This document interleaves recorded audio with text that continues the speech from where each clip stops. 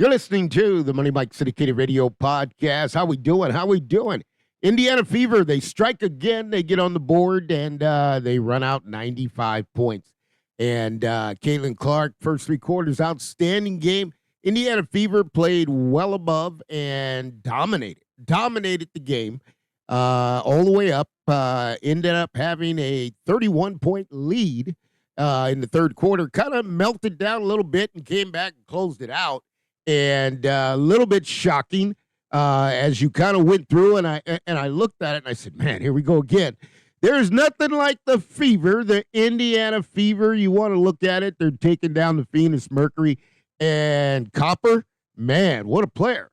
11 of 25. Copper went out there, 3 of 11 from the three-point line. Didn't stop at 11-13 in the free throws. Finished up with 36 points. Just a true competitor. But that wasn't even close. Caitlin Clark shined. Caitlin Clark shined. Folks, let me explain to you, and let me just tell you, the Indiana Fever and Caitlin Clark, and I have a lot of people that send me messages during the game, and she's got all the talent now. Caitlin Clark has lifted the squad up and above playing basketball. They are up and above, and they are flying high than any other team in the WNBA. They put up 95 points. 95 points, and it had a drought. Okay, this team can get 130 if they could figure out which way they want to go and what they want to do and how they want to do it. Now, that, if you talk about that, that's another story. Okay, there's no doubt about it. And the story's got to kind of make a name for itself. What does that mean? Caitlin Clark is just phenomenal.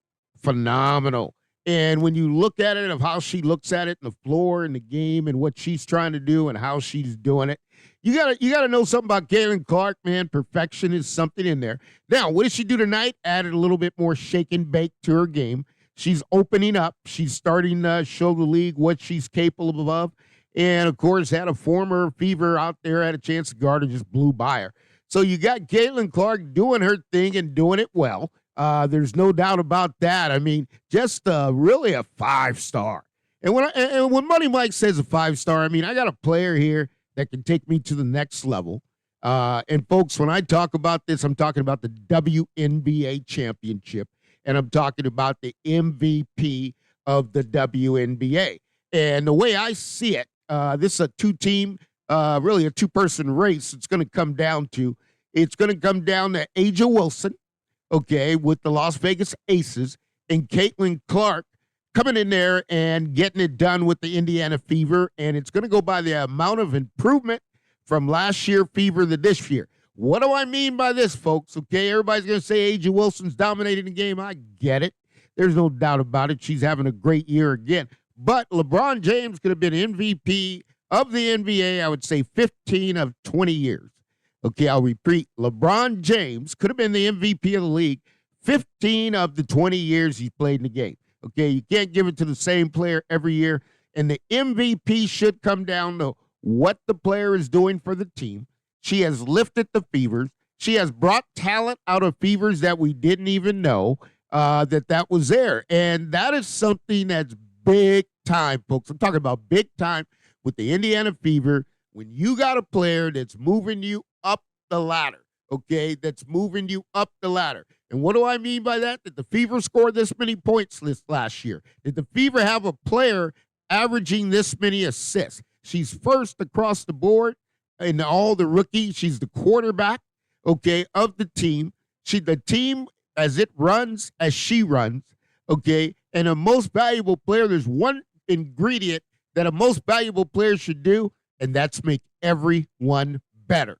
And Caitlin Clark has done that. She has brought it out. She has followed it. She has done it like no other, and she deserves every single thing that she's getting. Now, when you look at that and you move forward, you say, okay, here we go. How are we going to manage it?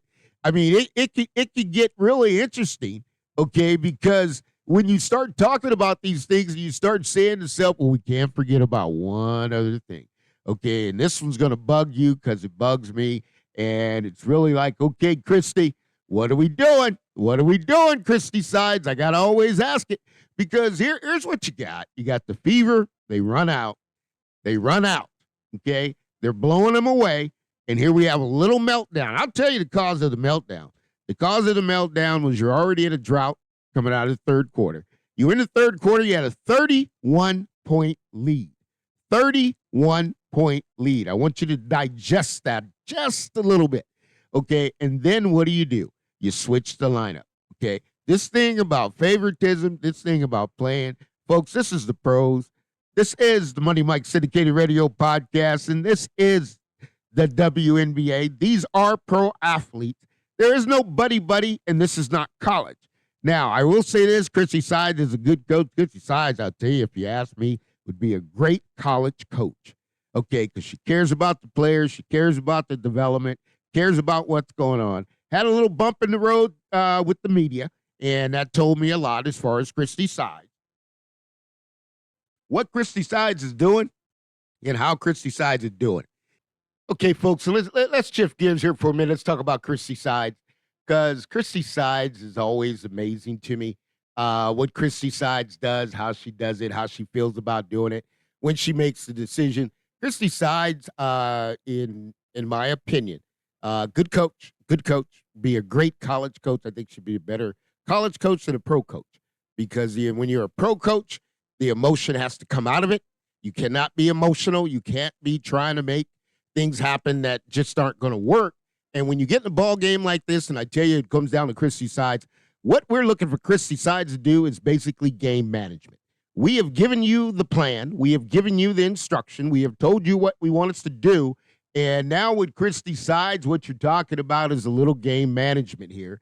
And when you get involved in that game management, let me just tell you, that one there gets a little dicey, because you're asking somebody to do something they can't do. And when it comes to Caitlin Clark, and Caitlin Clark's on that floor, you got to let things happen the way they're going to happen as far as with Chrissy Sides. And this one's a tough one for me, and this is what I mean, folks. You look at Chrissy Sides substitution, okay? And this is deal with emotion and how you're talking to players and how you're working with players. And here's something Chrissy Sides is going to have to learn as a pro coach. You got to take the emotion out, okay? Because trying to get players in the game, you got one job to do, and that's go win the game. Now, here's what I mean, okay? You put in Wheeler, player 9 minutes, and you play Hull, okay? You play those two players, they're minus 16. There goes your lead, folks. If you want to know where the lead went, and then, Doctors only played 5 minutes plus 2. You want to know where your lead went? That's where your lead went right there, okay? That minus 16, okay, because you got Hull going in the game. And here's the thing, you got Hull want to pencil in as a starter. It's not Chrissy Sides. It's other people making decisions. Because if she's making this decision, this is the worst. Because when I saw her go to the podium last night and tell it like it is, and here's where I get insight, folks, and it's just years of experience. One of the things I deal with is NFL coaches. You deal with NFL coaches enough, man, they'll tell you, they'll spin you around the block if you allow them to. But when I get somebody take the podium and do a press conference and says, okay, I'm not going to talk about it. And then the first thing you do is you come back next year, okay, NaLyssa Smith start now. She's starting now. That means you're not pulling the strings. You're not making the decisions. And that's just what it is. I tell you what it is. Now, here's the deal. But when it comes back to game management, now you get back to your game manager of the game, and you got Chrissy Sides. You got to manage the game, okay? And at the end of the day, here's the problem, okay? Is you come in there, everything's working, okay? You're 48% from the field.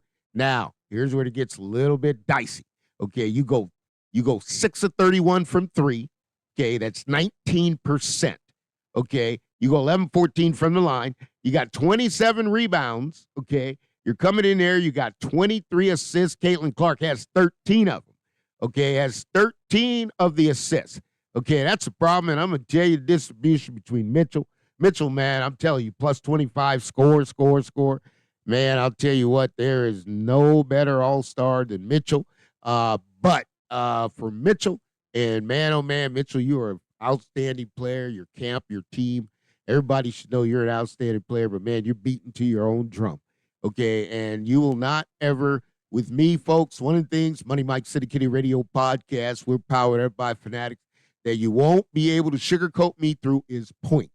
Okay, is points. That doesn't impress me. What impressed me is in intangibles that you bring in the other part of the game, And I seen one play where Mitchell just runs her own stuff, and I'm going to do it. And it turned into a battle between her and Caitlin. The only thing I can tell you, if there's smoke, there's fire. And I repeat, if there's smoke, there's fire. I don't care how great it looks off the court. When you get on the court and I see a player doing their own thing, that's a problem. I see Hall not ready. I understand you want to move her, but she's not ready. And what the Fever need here, they got the win tonight, folks, but we're going to talk about the future because I'm talking about a WNBA championship and I'm talking about MVP of the league. Okay, they won this game. They were up by 31 points, darn near lost it. Okay, so that you get an F for game management. Okay, we'll give you an A, B, C, D, E, F. You get an F for game management. You get an F for rotations at the end of the game. Okay, because those things shouldn't happen. Those things should not happen. This is Indiana Fever.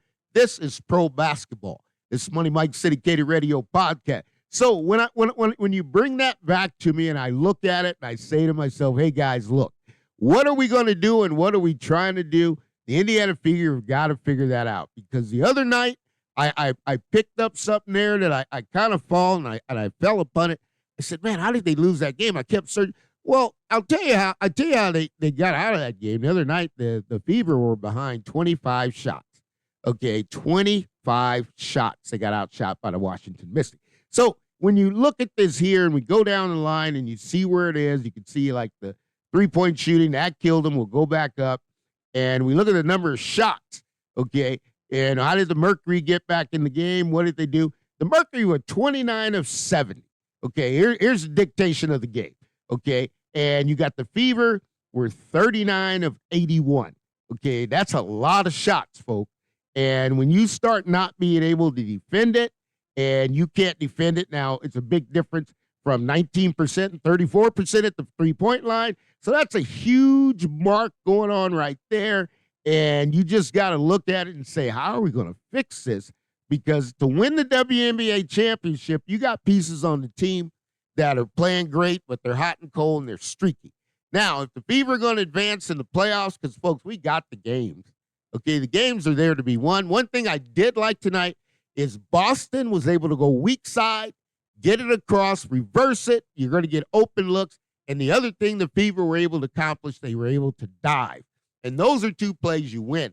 But there's a lot of cleanup. It's like rookie ball. Okay, you get a game, you win a game, finish it out. Indiana Fever are rocking and rolling, 10-14, 6-5 at home. Okay, you're talking about the Mercury now, 12-11. So things have changed.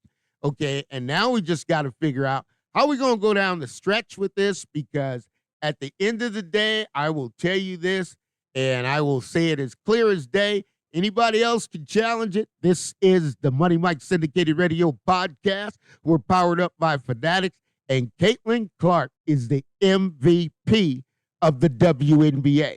I know you got the ROTY. I know you got the Rookie of the Year, but Caitlin Clark is the MVP of the WNBA.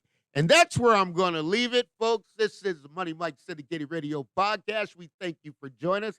All things are possible to those who believe, and each and every day we're going to get higher and higher so you can go and be better and better. We'll see you soon.